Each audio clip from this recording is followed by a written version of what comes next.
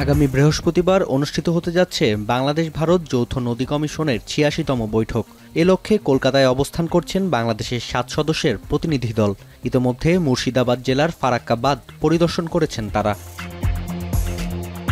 এবারের যৌথ নদী কমিশনের বৈঠকে ১১টি এজেন্ডা রয়েছে। নদীর তথ্য ভাগাভাগি, বন্যা রিপোর্ট, সীমান্ত নদীগুলোকে কেন্দ্র করে দুই দেশের পরিকল্পনা সংক্রান্ত দ্বিপক্ষীয় সিদ্ধান্ত আসন্ন সভায় আলোচনা করা হতে পারে। একে রুটিন বৈঠক বলছেন বাংলাদেশের প্রতিনিধি দলের প্রধান। যদিও তিস্তা বা অন্য কোনো নদীর পানি বণ্টন নিয়ে কোনো আলোচনা হবে না। দুই দেশের মধ্যে গঙ্গার পানি বণ্টন চুক্তির মেয়াদ শেষ হচ্ছে ২০২৬ সালের ডিসেম্বরে। তাই নবায়নের ক্ষেত্রে বাংলাদেশ ও ভারত উভয়ই নতুন করে চুক্তির বাস্তবতা যাচাই করতে চাইছে। ধারণা করা হচ্ছে আগামী ৩ মাসের মধ্যে গঙ্গায় পানি বণ্টন চুক্তি নবায়নে যৌথ টেকনিক্যাল কমিটি গঠন করবে দুই দেশ। ১৯৯৬ সালে সম্পাদিত চুক্তি অনুযায়ী গঙ্গায় ৭৫,০০০ কিউসেকের বেশি পানি থাকলে ভারত পাবে ৪০,০০০ কিউসেক, অন্যদিকে ৩৫,০০০ কিউসেক পাবে বাংলাদেশ।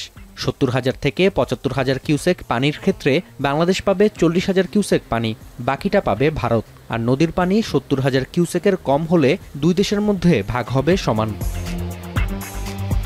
নাফি আরমান মনন, এখন বিশ্ব।